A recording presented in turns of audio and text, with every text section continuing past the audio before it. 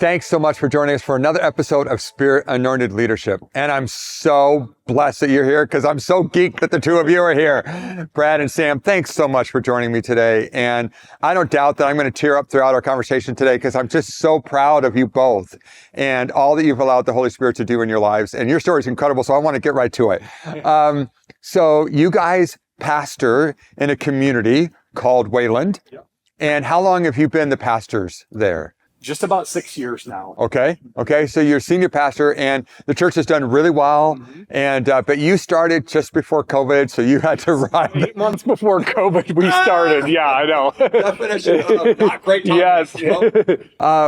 But, sometimes when Mary and I are introduced or whatever, one of the things that we say is that we have fought for every inch of altitude that we have in our marriage.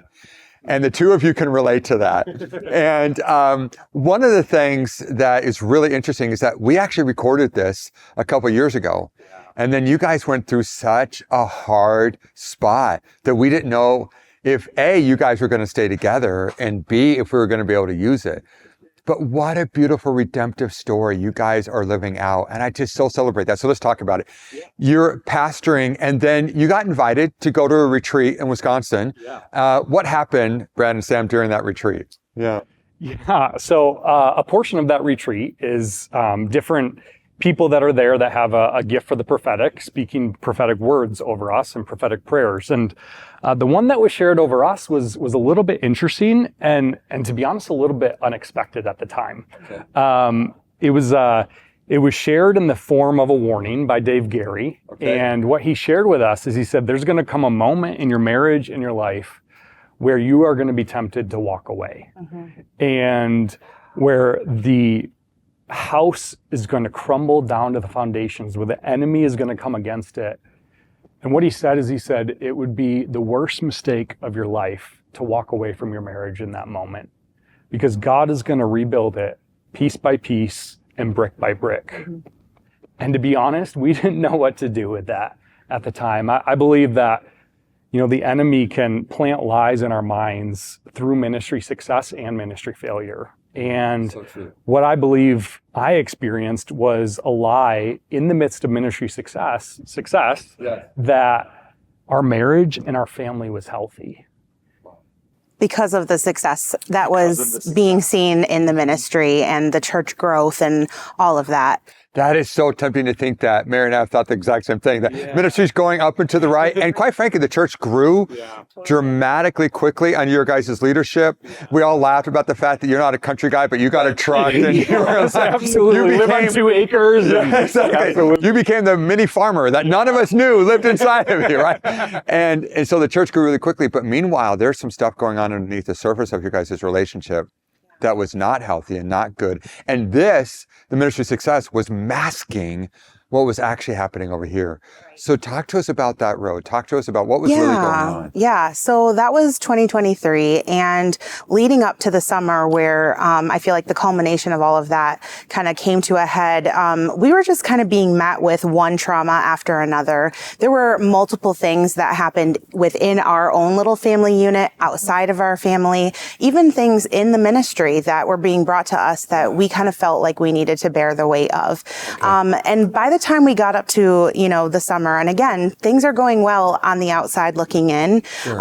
I really just felt like a shell of myself at that point. And I really felt like I was just running on fumes. I use this analogy a lot, trying to explain it to people. If you can imagine somebody out in the big waves of Lake Michigan, like waving their hands, being like, help, I'm like barely keeping it together over here.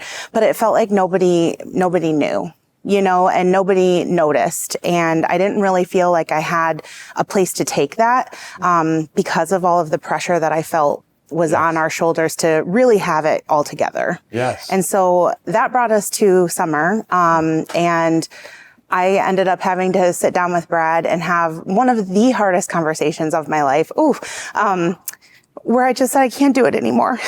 And I don't know what to do. And I just felt paralyzed and I felt stuck and I felt like our marriage was failing. I felt like, I was failing, and then our kids too, right? On top of that, right? Sure. There's a not a burden, but a responsibility to lead your family really well. And I felt like we were leading the church in this direction and leading our family in this direction. And that's really painful. Yes. I mean, that is such, when I say so true, what I mean by that is the experience of so many people. Things are thriving over here, but on the inside, they're really, really struggling. And where do you go with that? And you feel so isolated and alone. I think that's what's so important to talk about as well, is the isolation and loneliness that you feel in that position of ministry. Where do you go to? And so talk to us, Brad, about what was going on in your heart, in your life during that time. Yeah. So I felt blindsided in that moment because I was not aware of what was going on in my wife's heart and in her mind. And after that moment happened, I knew that what God needed to do in us and in me as a man needed to happen away from a ministry context for a season. And so by the grace of God, I mean, he has surrounded us with some incredible leaders, Brian Bloom and Blake Hicks, and we just poured it all out to them. And we just said, this is what's going on. And they graciously gave us the space to step away for about 6 months and resourced us and walked with us, provided a restoration team for us. And I knew I had to get to a point where I was okay walking away from ministry if it meant saving our marriage and our family. And the work that God did in us, I can't even be like it. He completely revealed to me new parts of who he is and the depths of his love for me. Right. And right. Like, as much as this is our story, this is really the Lord's. Like, he has gone before us in this, and he has walked with us in the midst of it, and he's still walking behind us in all of these ways. I mean, what a gift to be able to take that time and space, and where we have a heart to be very externally focused, we were able to kind of internally start resolving some things here and with our families, and that transformation and that change feels 360 night and day. Where there once was not a lot of safety, there is a lot of safety, and where there once was not a lot of peace, there is copious amounts of peace. And the word that we love to use is joy. I mean, the fullness of joy in the Lord, oh my gosh, like it is beautiful. And I feel like we've been experiencing that, with highs and lows and a lot of hard work and intentionality, but the joy of the Lord is there. So we're just saying right now, this is going to be a two-parter of a podcast, because I want to keep on some stuff there, and then we'll go back to some other stuff in our second episode. But I want to focus on that 6 months away. And first of all, the courage to say, we need to step away. And because so many pastors never do that. So many people never do. They never say, and they're thinking, well, how in the world am I going to support my family and all that? And there are things to be worked out there. And I don't want to, minimalize that. But I just want to enter into that time. What are some of the things you just talked, Brad, about the fact that, like, I never realized how much God loved me until I was no longer performing for him. I was no longer in ministry, quote unquote, having to do the weekly thing. Yeah. I'm just going to ask the silly question. Where would you be today if you wouldn't have taken that time off? Would you still be together? There's no way. No way you would have been together. No. Yeah. And what are some other things that the Holy Spirit did during that time of sabbatical for the two of you and in your relationship? Talk to us about the before and after of the sabbatical. Can we do that for a second? And like, what is different? You just talked about joy, Sam. What are some of those things that are different before and after? Because you had the wake up conversation, like, things are not okay. Like an alarm was pulled. Yes. Yeah. An alarm was pulled, shocks the daylights out of you. Yeah.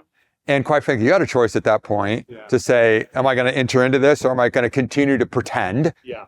Right? But you decided to go ahead. But what happened? Help us understand the before sabbatical Sam and Brad and the after sabbatical Brad and Sam. Yeah. I appreciate the term sabbatical. I think that's a generous term, but it was, pull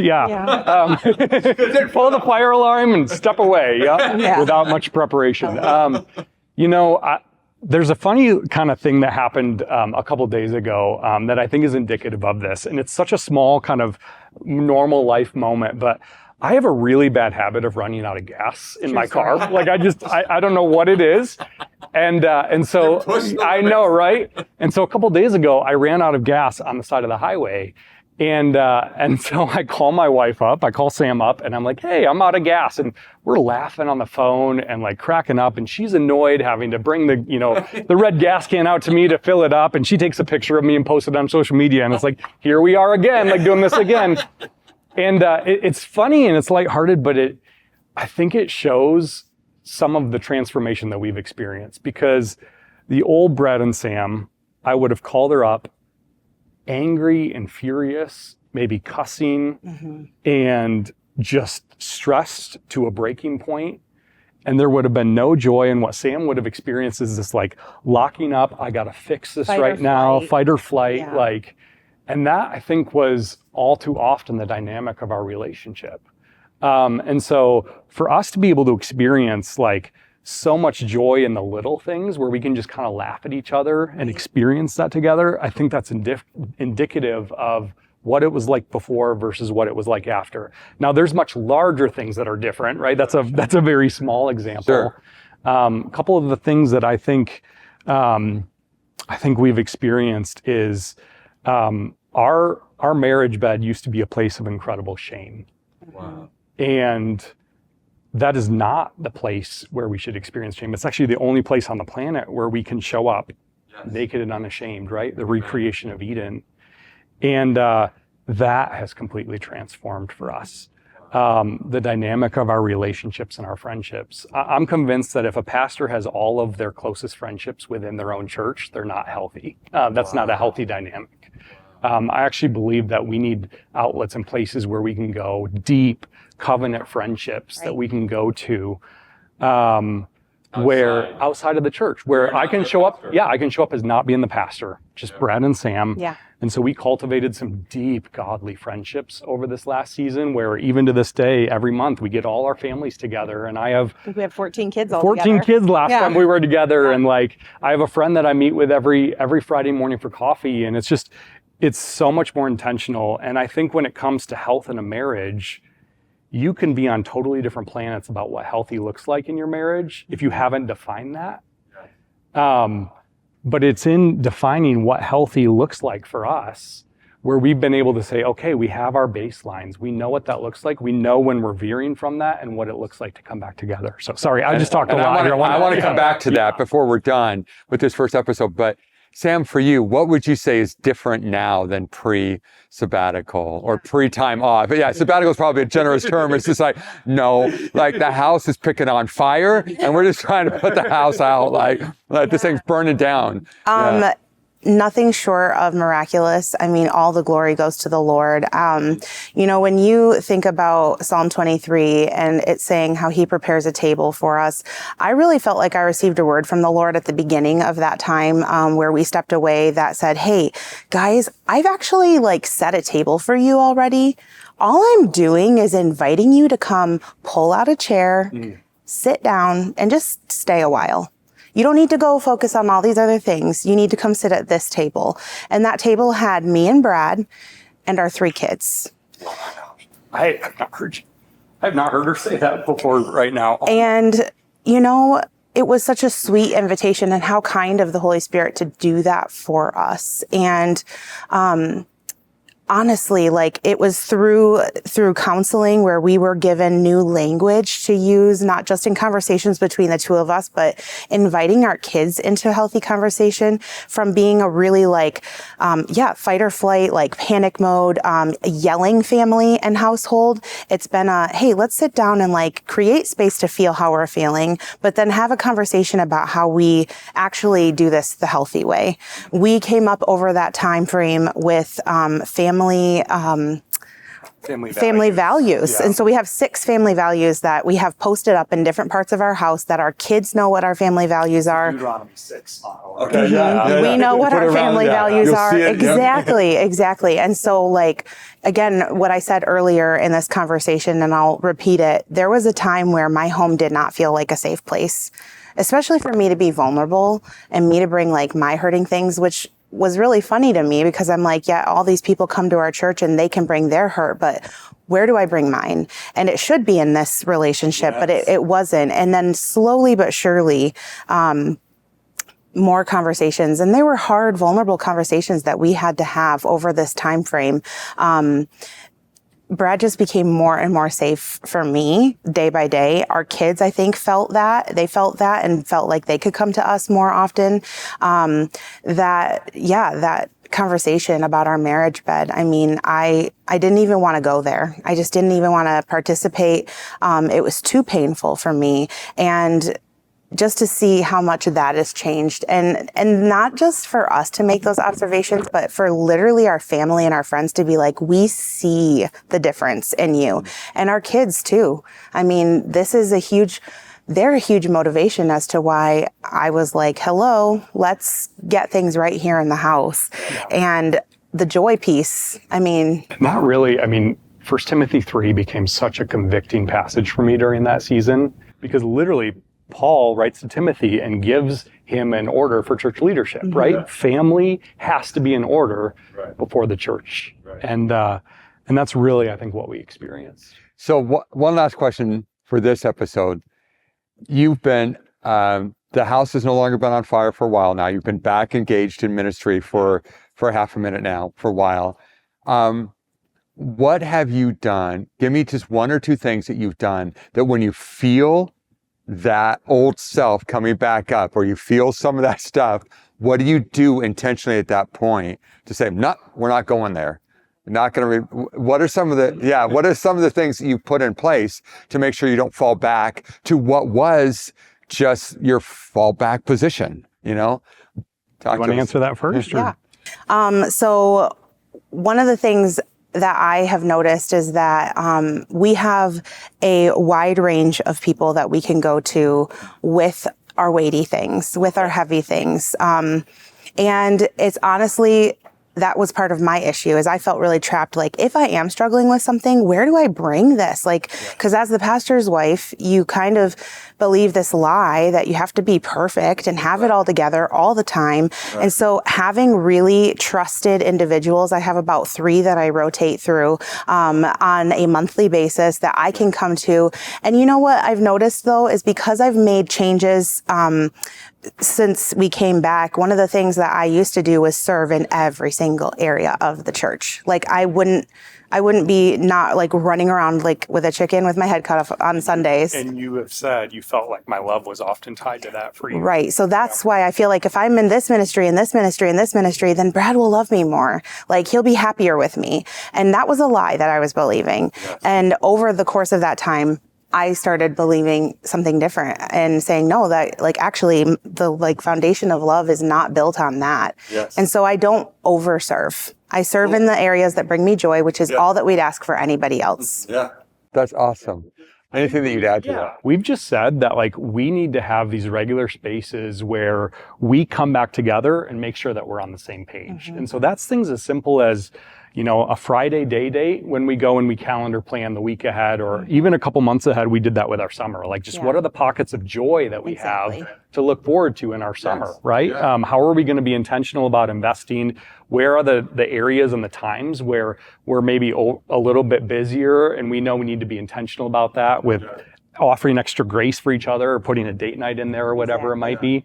So calendar planning is so simple, but it can make such a huge difference for a couple in just maintaining health. Agreed. So here's the thing. I have no idea where you are today in your own personal journey. You might be thriving right now and things are going amazingly good, both in ministry and at home. But if that's not the case, can I just encourage you, whether you need to pull the cord, as Sam talked about, or whether you just need to say, you know what, I need to take some time away. I need to figure this out. And maybe you're not going to be able to take 6 months, but would you do yourself and your family and your marriage a service by doing whatever you can and need to do to start the healthy conversations? Please don't allow success outside the home to make up for what's not happening inside the home. Jesus wants your family, your marriage, your relationship with your kids to thrive. So as Spirit anointed leaders, let's go and make sure that we have the conversations, that we do the work, that we allow the Holy Spirit to do the surgery inside of us that he needs to do so that we can become all that he's created us to be. Hey, would you do me a favor? I bet you've got an uncle, you've got a friend, you've got someone in your life that you know right now that's in ministry, and they're headed for a wall, and you know they're headed for a wall, and they're going to hit that wall going 60 miles an hour. And this podcast could help them to avoid that wall. So I'm begging you, would you share it with them? Please allow the Holy Spirit to minister to them through Sam and through Brad's story. And through that, allow the Holy Spirit to keep them from hitting that wall. So share this with them, follow us, subscribe. We really want to serve you each week, week in, week out with fresh material. Thanks so much. Let's go be Spirit anointed leaders who are healthy at home just as we're healthy in ministry.